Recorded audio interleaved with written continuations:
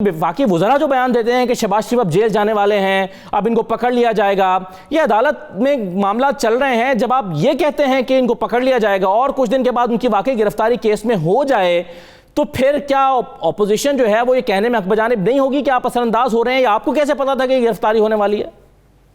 آپ نے جو سوال کیا ان کے حوالے سے، دیکھیں پہلی بات تو یہ ہے کہ عدالتی معاملات میں تو اس بات سے ایگری کرتا ہوں کہ پیشن گوئی کسی بھی شخص کو، چاہے وزیر ہو چاہے کوئی جرنلسٹ ہو، کسی کو نہیں کرنی چاہیے، کیونکہ یہ ایک جج کے ایک جو ہے ان کا استحقاق ہے، کوئی بھی محترم جج ہو، کہ انہوں نے شواہد کو دیکھ کے کسی کو جیل بھیجنا ہے یا نہیں۔ مجھے یا آپ کو کسی کو، میں حقیقتاً آپ کو بتا رہا ہوں، کسی وزیر یا کسی آدمی کو پہلے یا کسی جرنلسٹ کو پتہ نہیں ہوتا کہ کوئی بندہ جیل جائے گا یا نہیں جائے گا۔ ہاں یہ ہے کہ قرائن پہ آپ اگر کوئی اپنا تجزیہ دیں کہ حالات کے تناظر میں مجھے محسوس ہو رہا ہے کہ جس طرح ان کے پاس کوئی ثبوت نہیں ہے، جو کہ ان کے پاس نہیں ہوتے، نہ ان کے پاس رسیدیں ہیں نہ ان کے پاس ثبوت ہیں، یہ تو پرانی بات ہے۔ شریف فیملی کے پاس نہ رسیدیں نہ ثبوت ہیں، ان کے پاس صرف خطری خط ہوتا ہے جو وقت کے مناسبت سے کبھی لے دیتے ہیں وہاں اور کبھی واپس لے لیتے ہیں۔ تو آپ ایک اجمالی طور پہ اپنا ایک تجزیہ دے سکتے ہیں کہ مجھے لگتا یہ ہے، لیکن کوئی اگر اس طرح کی پیشن گوئی کرتا ہے، میں نہیں سمجھتا کوئی وزیر یہ کہتا ہے کہ جج اس کو جیل بھیجے گا۔ وہ اپنے ایک تجزیہ دیتے ہیں، اگر تجزیہ ہے ان کی رائے ہے پھر تو ٹھیک ہے، اگر انفارمیشن ہے وہ۔ اور آپ سمجھتے ہیں یہ تجزیہ دینے سے بھی گریز کرنا چاہیے، کیونکہ معاملہ جب عدالت میں ہوتا ہے تو یہ تجزیہ نہیں کرنے چاہیے کہ یہ جیل جائیں گے، اس کیس میں تو جج صاحب فیصلہ ہی کریں گے کہ یہ جیل جائیں گے، یہ نہیں کہنا چاہیے؟ دیکھیں یہ کوئی فکس اسٹینڈ تو نہیں ہے نا، مطلب یہ ایک آزاد ملک ہے اور یہاں آپ اپنی رائے دے سکتے ہیں۔ میں آپ کو دوبارہ یہ کہہ رہا ہوں، اگر کوئی یہ کہہ رہا ہے کہ مجھے پتہ ہے کہ جیل جائیں گے یا میری وہ غلط ہے۔ اگر کوئی رائے دے رہا ہے کہ بھائی ہمیں لگ ہی رہا ہے کہ بندہ جیل جائے گا کیونکہ رسیدیں نہیں ہیں، ثبوتیں نہیں ہیں، کوئی کے پاس دلائل نہیں ہے، وہی کرائے۔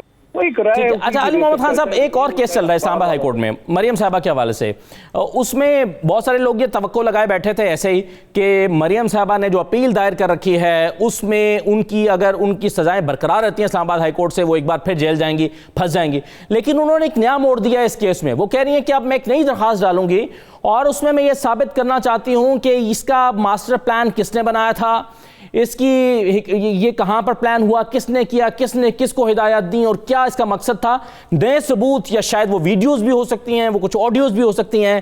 آپ اس کو ایک نیا موڑ دیکھتے ہیں اس کیس میں؟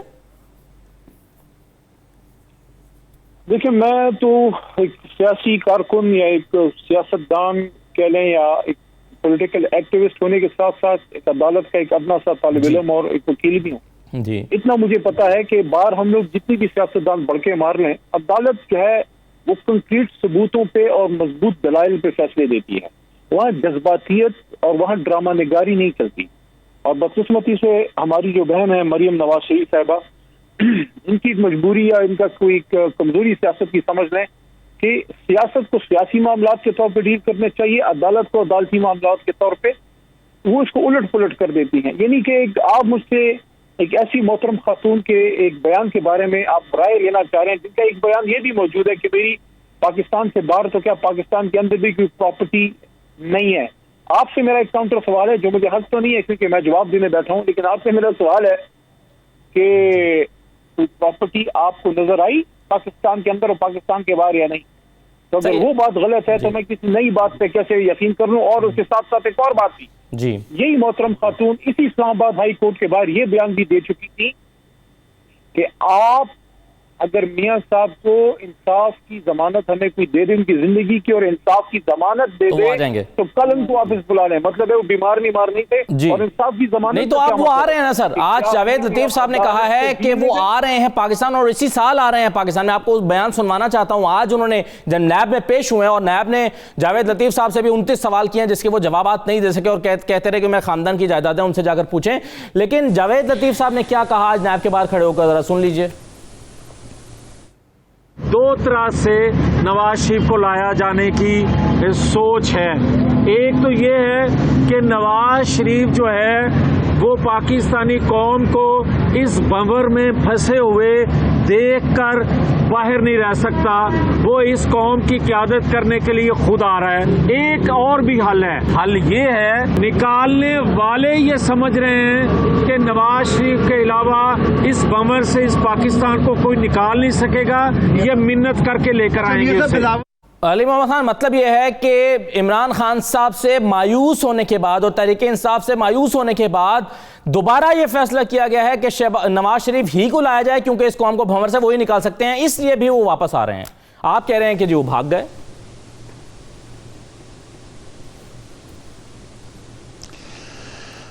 دیکھیں جو عدالت سے مفرور ہوتا ہے تو اس کو پھر آپ جو بھی لفظ دیں، میں تو وہ لفظ یوز نہیں کروں گا جو آپ نے یوز کیا ہے. میں تو یہ کہوں گا کہ عدالت سے مفرور ہیں. ہی از اے فیوجیٹو فرام لا. عدالت، جس عدالت کے سامنے آج ہماری بہن مریم صاحبہ کھڑی تھی، ان کی بچی صاحبزادی، وہی عدالت سے تو مفرور ہیں. وہ عدالت ان کو بلا رہی ہے. دیکھیں کوئی لیڈر انہوں نے لیڈرشپ کرنی ہے قوم کو، کوئی بہت بڑے بھنور سے، اسی بھنور سے نکالنا ہے جس میں وہ دھکیل چکے تھے، تو وہ بے شک نکالیں، لیکن بھنور سے نکالنے سے پہلے عدالت کا بھی سامنا کریں. باقی ان کا ملک ہے، وہ اس ملک کے جو ہیں وہ اس کے رہائشی ہیں، اس کے وہ بیٹے ہیں، ان کا حق ہے وہ آئیں، لیکن براستہ عدالت آنا پڑے گا، براستہ جیل لیڈرشپ کی طرف جانا پڑے گا. اپنے کرموں کا پھل تو پہلے کھائیں، پہلے اپنے کیے ہوئے کاموں کا جواب تو دیں.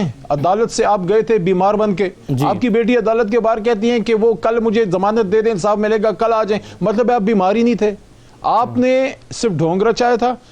یہ تو نہیں کرنا چاہیے. لیڈر تو جھوٹ نہیں بولتا. اچھا علی محمد خان صاحب، لیڈر تو فرار نہیں ہوتا. جی لیڈر تو مفرور نہیں ہوتا. لیڈر تو سامنا کرتا ہے، تختہ دار پہ چڑھتا ہے، لیکن سامنا کرتا ہے آنکھوں میں آنکھیں ڈال کے، ڈیل نہیں کرتا، این آر او نہیں لیتا. ہم نے تو یہی سیکھا ہے. صحیح ہے. چلیے وہ علی محمد خان صاحب، ایک فضل الرحمان صاحب نے بھی امپورٹنٹ بات کی ہے. وہ کہہ رہے ہیں کہ پی ڈی ایم، ایک تو انہوں نے بلاول کے حوالے سے کہا، وہ تو پیپلز پارٹی سے پوچھا جانا چاہیے کہ انہوں نے کہا بلاول نے توڑی پی ڈی ایم. لیکن ایک چیز جو میں آپ سے جاننا چاہتا ہوں وہ یہ، انہوں نے کہا کہ جو آفر بلاول کو کی گئی تھی اور انہوں نے قبول کر لی، وہی آفر مجھے بھی کی گئی تھی اور میں نے قبول نہیں کی. یہ ظاہر ہے، میں تو یہ سمجھ رہا ہوں کہ ان کا اشارہ آپ ہی کی طرف ہے کہ آپ ہی آفریں کرتے پھر رہے ہیں اور ان کو اپنے بلاول کو اپنے ساتھ ملا لیا. یہ کیا آفرز کر رہے ہیں آپ لوگ؟ دیکھیں، ایک اردو میں کہتے ہیں کہ لکیر پیٹنا، اور ایک ہوتی ہے کھسیانی بلی کھمبا نوچے. جون صاحب کو پسند ہے وہ مولانا صاحب پہ لگا دیں، کیونکہ ہارا ہوا کھلاڑی کچھ نہ کچھ تو کہتا ہے. کبھی جو بچہ فیل ہوتا ہے ایگزام میں، کبھی اس نے کہا ہے کہ میں فیل ہوں. کبھی جو ہار جاتا ہے وہ ہمیشہ کہتا ہے میرے ساتھ دھاندلی ہوئی، جناب اس نے فلانا کر دیا، میرا کیچ پکڑ لیا، یہ فلانا، یہ وہ ہو گیا. مولانا فضل الرحمان صاحب has lost his constituency, his politics fair and square. اور اب لوگوں پہ یہاں پہ کفر کے فتوے نہ لگائیں، اپنا کیا جو ہے وہ کسی اور کے سر پہ نہ تھوپے. عوام نے آپ کو ووٹ نہیں دیا، آپ الیکشن ہار گئے. باقی میں آپ کو ایک اور بات بھی بتا دوں، یہاں کسی کو مسلمان کرانے کی ضرورت نہیں ہے. ہم سب ایک دوسرے سے بہتر مسلمان ہیں. 1450 سال سے مسلمان ہیں الحمدللہ، سارے کے سارے غلام رسول ہیں. میں تو ان سے البتہ ایک اور سوال کروں گا کہ یہاں پہ لیاقت باغ میں آ کے انہوں نے کہا کہ جناب یہاں پہ یہ جو ہے کوئی یہودیوں کا ایجنڈا یا کوئی قادیانیوں کا ایجنڈا نافذ کرنے یہ لوگ ہیں، اس طرح کی کوئی بات کی. او بھائی خدا کے بندے، ہم سب مسلمان ہیں. اگر آپ غلام رسول ہیں، ہم آپ سے بڑے غلام رسول ہیں. یہاں پہ اسمبلی کے اندر اللہ تعالیٰ کے کرم سے یوم تحفظ ختم نبوت میں نے خود اپنا وہاں پہ سپیچ کر کے حکومت کی طرف سے منایا ہے. اور سن 1974 کے بعد 7 ستمبر کے بعد پہلی بار یہ 51 سال بعد جو ہے یہاں پہ ایک آفیشلی ہم نے یہاں پہ ختم نبوت تحفظ کے لیے ہم نے صلی اللہ علیہ وسلم کا پروگرام کیا. تو بھائی ہم سب مسلمان ہیں. اور صحیح بخاری کی حدیث ہے، یہ بات میری ان تک پہنچا دیں کہ نبی کرم صلی اللہ علیہ وسلم خاتم نبیین صلی اللہ علیہ وسلم نے فرمایا تھا کہ جو کوئی کسی کو کافر کہتا ہے، وہ اللہ تعالیٰ کے فرشتے اس بات کو اوپر ہوا میں تولتے ہیں، اس بندے کے بارے میں چیک کرتے ہیں، اگر وہ کافر نہیں ہے الٹا اس آدمی کے سر پہ تھوپتے ہیں جو. اور یہ بہت بڑی سخت وعید ہے. تو لوگوں پہ کفر کے فتوے نہ لگائیں، ایک دوسرے کو یہودی ایجنٹ نہ کہیں، ایک دوسرے کو یہ جو ہے یہ نہ کہیں. ہاں سیاست پہ بات کریں، خدمت پہ بات کریں.